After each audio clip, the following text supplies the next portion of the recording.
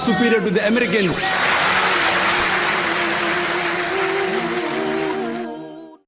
Alhamdulillah, wassalatu wassalam ala rasulillah wa ala alihi wa sahbihi ajmain. Amma ba'd. A'udhu billahi minash shaitanir rajim. Bismillahir rahmanir rahim. Udu ila sabili rabbika bil hikma wal mau'izatil hasana wajadil billati hasan. Rabbi shrah li sadri wa yassir li amri wahlul 'uqdatam min lisani yafqahu qawli. সবাইকে স্বাগত জানাই Islamic সম্ভাষণে। আসসালামু আলাইকুম ওয়া রাহমাতুল্লাহি ওয়া বারাকাতুহু। আল্লাহর দয়া, শান্তি ও রহমত আপনাদের সবার উপর বর্ষিত হোক। আপনারা ইসলাম ও কম্পারেটিভ রিলিজিয়নের উপরে যে কোনো প্রশ্ন করতে পারেন। যদি কেউ প্রশ্ন করতে চান তাহলে করতে পারেন। হ্যাঁ ভাই। আসসালামু আলাইকুম। ওয়ালাইকুম আসসালাম ওয়া রাহমাতুল্লাহ। শিখিজম আর সিন্ধিইজম এই দুইটা ধর্মে ঈশ্বরের ধারণাটা আসলে কি? শিখরা কি গুরু নানককে তাদের ঈশ্বর হিসাবে মানে? ভাই প্রশ্ন করলেন যে শিখিজম আর সিন্ধিজম এই দুটো ধর্মে ঈশ্বরের ধারণাটা আসলে কি। দুটো জিনিসই আলাদা ভাই। সিন্ধি মানে যে লোকটা সিন্ধু থেকে এসেছে, সে যে কোনো ধর্মের হতে পারে। সিন্ধু এটা একটা ভৌগোলিক অবস্থান। আপনি সিন্ধু এলাকার হলে আপনাকেও সিন্ধি বলা হবে। তাহলে একজন সিন্ধি মুসলিমও হতে পারে অথবা হিন্দু, বেশিরভাগই হিন্দু, তবে সে মুসলিমও হতে পারে।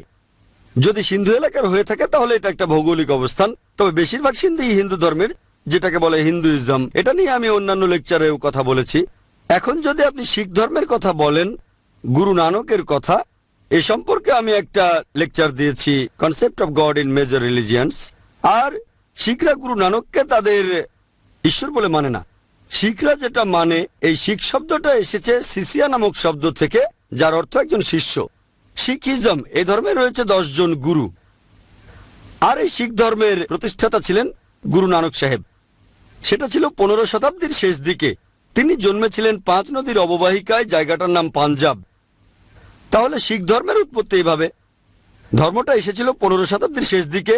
আর এই ধর্মে রয়েছে 10 জন গুরু। তাদের শেষ গুরু হলেন গুরু গোবিন্দ সিং। গুরু নানক হলেন প্রতিষ্ঠাতা। তবে শিখরা এই গুরুদের ঈশ্বর বলে মানে না। তারা মানে এই গুরুরা তাদের পথ দেখান অনেকটা নবী রাসূলদের মতো, প্রায় একই রকম। তাদের ধর্মগ্রন্থ হলো গুরু গ্রন্থ সাহেব, আরো বলা হয় আদি গ্রন্থ। আর শিখিজমে তারা বিশ্বাস করে 5টা ক। 1 নম্বর কেশ, তারা চুল কাটে না। তারপর কড়া, তার মানে তারা হাতে চুড়ি বা ব্রেসলেট পরে। তারপর হলো কৃপান, যেটা হলো একটা ছুরি। তারপর হলো কাঙ্গা, চুল আঁচড়ানোর জন্য। 5 নম্বর হলো কাচ্চা, এক ধরনের লম্বা অন্তর্বাস। শিখরা এই 5টা ক মেনে চলে। তবে ঈশ্বরের কথা যদি বলেন, তারা এক ঈশ্বরে বিশ্বাস করে। আর মহান ঈশ্বরের সংজ্ঞা কোন শিখ যদি তাদের ধর্মগ্রন্থের উদ্ধৃতি দিতে চায়, সবচেয়ে ভালো হয় যদি সে উদ্ধৃতি দেয় গুরু গ্রন্থ সাহেবের প্রথম অধ্যায়ের প্রথম অনুচ্ছেদ, যেটাকে বলা হয় জাপজি। বলা হয়েছে যে ঈশ্বর হলেন সত্য। তাকে বলা হয় সৃষ্টিকর্তা। তার কোনো শুরু নেই, তিনি কখনো জন্মাননি। তিনি সকল ভয় ও অভাব থেকে মুক্ত। তিনি করুণাময়, তিনি ক্ষমাশীল। তাহলে ঈশ্বরের ধারণাটা, মূল ধারণাটা, এর সাথে মিল রয়েছে পবিত্র কোরআনের সূরা ইখলাসের। সূরা ইখলাসে বলা হয়েছে 1 থেকে 4 নম্বর আয়াতে যে কুল হুয়াল্লাহু আহাদ, বলো তিনি আল্লাহ এক অদ্বিতীয়, আল্লাহুস সামাদ, আল্লাহ চিরস্থায়ী অবিনশ্বর, লাম ইয়ালিদ ওয়া লাম ইউলাদ, তিনি জন্ম দেননি, জন্ম নেননি, ওয়া লাম ইয়াকুল লাহু কুফুয়ান আহাদ, তার সমতুল্য কেউ নেই। শিখ ধর্মে তারা মানে যে ঈশ্বর হলেন একজন। তাকে অনেক সময় বলা হয় এক ওমকারা, আবার কখনো বলা হয় ওমকারা। আর শিখ ধর্মে ঈশ্বরের অনেকগুলো নাম দেওয়া হয়েছে। যদি আদি গ্রন্থ পড়েন, মানে গুরু গ্রন্থ সাহেব, অনেক নাম, যেমন ঈশ্বরকে বলা হয়েছে কর্তার, তার মানে সৃষ্টিকর্তা। তাকে বলা হচ্ছে আকাল, অর্থাৎ অবিনশ্বর। তাকে বলা হচ্ছে সাহেব, যার মানে প্রভু। তাকে বলা হচ্ছে পরওয়ারদিগার, যার অর্থ পালনকর্তা। তাকে বলা হচ্ছে কারিম, পরোপকারী, রাহিম, করুণাময়। এছাড়া বলা হয়েছে ওয়াহে, একমাত্র সত্যি ঈশ্বর। আর শিখ ধর্ম কোন অবতারবাদে বিশ্বাস করে না। হিন্দুরা যেটা মানে যে ঈশ্বর মানুষের রূপ নিয়ে পৃথিবীতে আসেন। শিখরা মূর্তি পূজার ঘোর বিরোধী। এই হলো সংক্ষেপে শিখ ধর্মে ঈশ্বরের ধারণা। কোন ভাই কি প্রশ্ন করবেন? আসসালামু আলাইকুম। ওয়ালাইকুম আসসালাম রহমতুল্লাহ। ইসলাম ধর্মে পুরুষদের জন্য স্বর্ণের আংটি পরা বা স্বর্ণের ঘড়ি পরা এগুলোকে হারাম করা হয়েছে কেন? ভাই প্রশ্ন করলেন যে পুরুষরা স্বর্ণের আংটি বা চেইন পরবে না। নবীজি সাল্লাল্লাহু আলাইহি ওয়াসাল্লামের একটা সহিহ হাদিস, মুহাম্মদ সাল্লাল্লাহু আলাইহি ওয়াসাল্লাম বলেছেন, তোমরা পুরুষরা সিল্ক অথবা স্বর্ণের কিছু পরবে না। সিল্ক অথবা স্বর্ণের কিছু। এটা নবীজির আদেশ, আমরাও মেনে চলবো।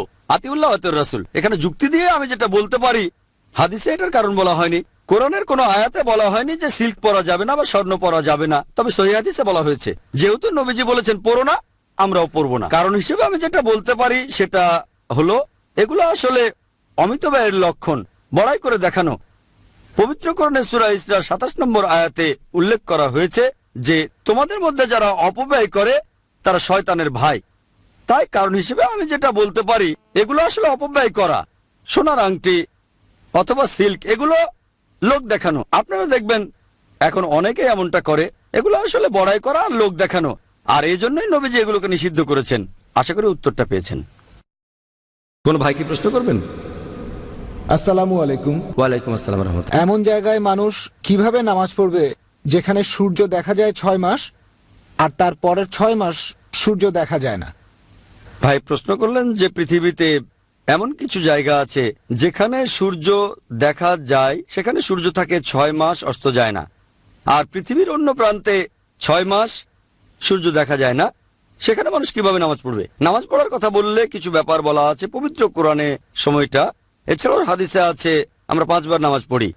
সূর্য ওঠার আগে ভোরবেলায় ফজরের নামাজ, তারপর দুপুরে যখন সূর্য মধ্য আকাশে থাকবে তখন জোহরের নামাজ, তারপর বিকেলে সূর্য ডোবার আগে আসরের নামাজ, সূর্য ডোবার পরপরই মাগরিবের নামাজ, আর দিনের শেষে যখন রাত হয়ে যায় তখন এশার নামাজ। আমরা 5 ওয়াক্ত নামাজ পড়ি। এটা নির্ভর করে সূর্যের উপর, ওঠা আর ডোবার উপর সময়টা। তবে পবিত্র কোরআনের আরেকটা আয়াত আমাদের বলছে যে সব শহরের মায়ের দিকে তাকাও। সব শহরের মা মানে মক্কা। তাহলে যেখানে সমস্যা আছে, যে পরিস্থিতি এরকম সূর্য ওঠা আর ডোবা নিয়ে, কারণ পৃথিবী ঘুরছে, পৃথিবীর এই প্রদক্ষিণের উপর নির্ভর করে দিন ছোট আর বড় হয়। এটা নির্ভর করে পৃথিবীর ঘোরার উপরে। আর 2 মেরুর দিকে, উত্তর মেরু আর দক্ষিণ মেরু, অর্থাৎ অ্যান্টার্কটিকা আর আর্কটিক, সেখানে দেখবেন 6 মাস দিন আর 6 মাস রাত। এই অবস্থায় দুটো অপশন থাকে। আপনারা মক্কার সময়টা দেখতে পারেন, মক্কা আছে পৃথিবীর কেন্দ্রবিন্দুতে, এটা একটা অপশন। অন্যটা কাছাকাছি কোনো শহর যেখানে টাইমিংটা নর্মাল, যে কোনো একটা। নামাজ পড়া আর রোজা রাখা দুটো ক্ষেত্রেই, রোজা রাখার সময়ও আমরা সূর্য ওঠা আর ডোবার উপরে নির্ভর করি। তাহলে এভাবে রোজা রাখার জন্য আর নামাজ পড়ার জন্য আপনি মক্কার সময়টা মেনে চলতে পারেন, অথবা কাছাকাছি কোনো শহর যেখানে টাইমিংটা নর্মাল। এতে করে সবার সুবিধা হবে। আশা করি উত্তরটা পেয়েছেন। ভাই যে উত্তর দিলেন সেটা কি ইসলামের বিশেষজ্ঞদের মতামত নাকি কোরআন আর সহিহ হাদিসের কথা? ভাই, ইসলাম ধর্মে শরিয়ার নিয়মগুলো এসেছে হয় পবিত্র কোরআন থেকে বা হাদিস থেকে, অথবা সাহাবাগণ যা করেছেন। এছাড়া আরেকটা উৎস হলো কিয়াস, একটা ইজমা আর একটা কিয়াস। কিয়াস পবিত্র কোরআন আর হাদিসের উপর ভিত্তি করে এসেছে। যেমন ধরেন, পবিত্র কোরআন বলছে, সূরা মাইদার 90 নম্বর আয়াতে উল্লেখ করা হয়েছে যে কোনো মাদকদ্রব্য হারাম। তবে এখানে আরবি শব্দটা খামার, যেটার অর্থ হলো মদ। তবে এটাকে বুঝতে হবে যে কোনো মাদকদ্রব্য। যদি প্রশ্ন করেন কোরআনে কি এমন আয়াত আছে যেটা সরাসরি বলছে যে মাদকদ্রব্য হারাম, কোকেন হারাম, সরাসরি ভাবে না, পরোক্ষভাবে বলা হয়েছে। এটাকে বলা হয় কিয়াস। কিয়াস মানে হচ্ছে যুক্তি ব্যবহার করা, যুক্তি দিয়ে অর্থ বের করা। তবে এটার ভিত্তি হবে কোরআন এবং সহিহ হাদিস। তাহলে বলতে পারি যুক্তি দিয়ে কিয়াসের মাধ্যমে যে ড্রাগ, কোকেনও হারাম। একইভাবে কোরআনের আয়াত যখন বলছে সব শহরের মায়ের দিকে তাকাও, হাদিস ওই কথা বলছে। এই কথাগুলোর উপর ভিত্তি করেই এটা এসেছে। এখানে সবাই একমত, এখানে কোনো ভিন্ন মত নেই। এরকম কিয়াসের মাধ্যমে অনেক ব্যাখ্যা দেয়া যায়। যেমন ধরেন, আগেকার দিনে এমন ফতোয়া ছিল যে ধূমপান হলো মাকরু। এর কারণ কেউ ধূমপান করলে তখন তার মুখে বাজে গন্ধ হয়, অন্যের সমস্যা হয় মুখের গন্ধে। নবীজি সাল্লাল্লাহু আলাইহি ওয়াসাল্লামের একটা হাদিস আছে যে তোমরা রসুন খেয়ে নামাজ পড়তে যেও না, কারণ রসুন খেলে মুখে বাজে গন্ধ হয়। এই হাদিসের উপর ভিত্তি করে বলা হয়েছিল ধূমপান মাকরু। কিন্তু এখন আমরা জানতে পেরেছি যে ধূমপান করলে শরীরের অনেক ক্ষতি হয়। এটা একটা স্লো পয়জনিং। ওয়ার্ল্ড হেলথ অর্গানাইজেশনের মতে প্রতি বছর 40 লক্ষ মানুষ মারা যায় শুধু ধূমপানের কারণে। লাং ক্যান্সার, হার্ট, এটা এরকম অনেক কারণ। তাহলে এটা স্লো পয়জনিং। আর সূরা বাকারার 195 নম্বর আয়াতে বলা হয়েছে যে তোমরা নিজের হাতে নিজেদের ধ্বংস করো না, নিজের হাতে নিজেদের ধ্বংস করো না, এটা হচ্ছে হারাম। এ কথার ভিত্তিতে বেশিরভাগ ওলামাগণই, বিশেষজ্ঞরাও 400-এরও বেশি ফতোয়া দিয়েছেন যে ধূমপান হারাম। তাহলে এটার ভিত্তি হলো কিয়াস। এভাবে নামাজ পড়া আর রোজার ব্যাপারটাও এসেছে কিয়াস থেকে। আশা করি উত্তরটা পেয়েছেন। কোনো ভাই কি প্রশ্ন করবেন? হ্যাঁ ভাই। আসসালামু আলাইকুম ভাই। আসসালাম রহমতুল্লাহ। যদি এমন মানুষ থাকে যারা এক ঈশ্বরে বিশ্বাস করে, তাদের কি মুয়াহিদ বলা যায়? আমরা কি বলতে পারি যে তারা কিতাবী, কোরআনে যেমন বলা হয়েছে? এ সম্পর্কে কিছু বলবেন? হ্যাঁ ভাই। আসসালামু আলাইকুম ভাই। আসসালাম রহমতুল্লাহ। যদি এমন মানুষ থাকে যারা এক ঈশ্বরে বিশ্বাস করে, তাদের কি মুয়াহিদ বলা যায়? আমরা কি বলতে পারি যে তারা কিতাবী, কোরআনে যেমন বলা হয়েছে? এ সম্পর্কে কিছু বলবেন? ভাই প্রশ্ন করলেন যে যদি এমন মানুষ থাকে যারা এক ঈশ্বরে বিশ্বাস করে, আমরা কি তাদের মুয়াহিদ বা কিতাবী বলতে পারি? দেখেন, যে মানুষটা বিশ্বাস করে তৌহিদে, একজন বলছে, অন্যজন প্র্যাকটিস করছে। শুধু মুখে যদি বলেন তাহলে আপনি নামে মুসলিম। সত্যিকারের মুসলিম হবেন তখন যখন আল্লাহর কাছে নিজেকে সমর্পণ করবেন। হয়তো বলছেন আমি মুসলিম, কিন্তু নামাজ পড়ছেন না, আল্লাহকে বিশ্বাস করছেন না, হয়তো শিরক করছেন। লেভেলটা বড় না, প্র্যাকটিসটাই বড়। তাহলে যদি কারো নাম হয় জাকির, সুলতান, আব্দুল্লাহ, মোহাম্মদ, ধর্ম হয়তো সে পালনই করে না, তাহলে লেভেলটা একরকম, প্র্যাকটিসটা আরেক রকম। একইভাবে শিখ ধর্ম তার অনুসারীদের বলে এক ঈশ্বরকে মানো। অনেকে হয়তো মানে, আবার হয়তো অনেকে মানে না। তাহলে আপনি চেক করেন যে সেই লোকটা তৌহিদের উপর ভিত্তি করে তার ধর্ম পালন করছে কিনা, তারপর বলতে পারবেন মুয়াহিদ অর্থাৎ তৌহিদে বিশ্বাস করে কিনা। আর আল্লাহ আপনাকে এমন প্রশ্ন করবেন না যে আপনার বন্ধু আসলে বিশ্বাস করে কিনা, আপনি তাকে দাওয়া দেবেন। ঠিক, আপনি ফতোয়া দেবেন, সেটা গুরুত্বপূর্ণ না। যদি জানেন সে শিরক করছে, শিওর, তাহলে তাকে দাওয়া দেন। এমন না যে শিরক করলে বন্ধুত্ব রাখবেন না। আপনি সব সাহায্য করতে পারবেন না, তবে তার সাথে থেকে তাকে দাওয়া দিতে পারেন। কিতাবীদের ব্যাপারে কোরআনে যে শব্দটা আছে সেটা হলো আহলে কিতাব। আহলে কিতাবের অর্থ কিতাবীগণ, তবে পবিত্র কোরআনে এখানে বোঝানো হয়েছে ইহুদি আর খ্রিস্টান। যদি এভাবে বলেন যারা আসমানি কিতাব পেয়েছে তারাই আহলে কিতাব, এভাবে বললে মুসলিমরাও আহলে কিতাব, কারণ আমরা কোরআন মেনে চলি। কিন্তু পবিত্র কোরআনে এটা বোঝাচ্ছে ইহুদি আর খ্রিস্টানদের। তাহলে পবিত্র কোরআনে আহলে কিতাব বলতে বোঝানো হয়েছে শুধু ইহুদি আর খ্রিস্টানদের। কিন্তু আরেক অর্থে যারা আসমানি কিতাব মানে তারা সবাই আহলে কিতাব, অথবা আপনি বলতে পারেন কিতাবী, এভাবে বলা যায়। তবে কোরআনের শব্দটা হলো আহলে কিতাব। বলা যায় যে মুসলিমরা তারাও আহলে কিতাব, তবে মনে রাখবেন কোরআনে এই কথা বলেনি। কোরআন যখন বলছে তখন আহলে কিতাব বলতে শুধু ইহুদি আর খ্রিস্টানদের বোঝানো হয়েছে। পবিত্র কোরআনের কথা। সাধারণভাবে যারা আসমানি কিতাবে বিশ্বাস করে তাদের সবাইকেই আহলে কিতাব বলা যায়, তবে তাদের সেই ধর্মগ্রন্থ আসমানি কিতাব কিনা আমরা নাম জানি মাত্র চারটার: তাওরাত, জাবুর, ইনজিল আর কোরআন। অন্য বইগুলো হতে পারে, নাও হতে পারে, আমরা জানি না। আল্লাহ পবিত্র কোরআনে সূরা রাদের 38 নম্বর আয়াতে বলেছেন, আল্লাহ বলেছেন, লিকুল্লি আজলিল কিতাব, আমি প্রত্যেক যুগেই তোমাদের জন্য ওহী পাঠিয়েছি। তাহলে এ পর্যন্ত পৃথিবীতে অনেক আসমানি কিতাবই এসেছে, নাম দিয়ে কোরআনে মাত্র চারটার কথা বলা হয়েছে: তাওরাত, জাবুর, ইনজিল আর কোরআন। তাওরাত হলো সেই আসমানি কিতাব যেটা পেয়েছিলেন মুসা আলাইহিস সালাম। জাবুর হলো সেই আসমানি কিতাব যেটা পেয়েছিলেন দাউদ আলাইহিস সালাম। ইনজিল হলো সেই আসমানি কিতাব যেটা পেয়েছিলেন ঈসা আলাইহিস সালাম বা যীশু খ্রিস্ট। আর কোরআন হলো সর্বশেষ ও চূড়ান্ত আসমানি কিতাব যেটা পেয়েছিলেন সর্বশেষ ও চূড়ান্ত নবী মুহাম্মদ সাল্লাল্লাহু আলাইহি সাল্লাম। নাম দিয়ে চারটা জানি, এছাড়াও অনেক আছে। অন্য যেসব ধর্মগ্রন্থ দাবি করে যে সেটা ঈশ্বরের বাণী, আমি বলবো সেটা ঈশ্বরের বাণী হতেও পারে, নাও হতে পারে। আমি নিশ্চিতভাবে বলতে পারি না। এখনকার পবিত্র বাইবেল দেখেন, বলতে পারবো না এটা ইনজিল। এটা ইনজিলের একটা বিকৃত রূপ। অন্য সব ধর্মগ্রন্থ যখন দাবি করে সেটা ঈশ্বরের বাণী, আমি বলবো সেটা হতেও পারে, নাও হতে পারে। তবে ঈশ্বরের বাণী হয়ে থাকলেও সেটা নির্দিষ্ট সময় আর গোত্রের জন্য ছিল।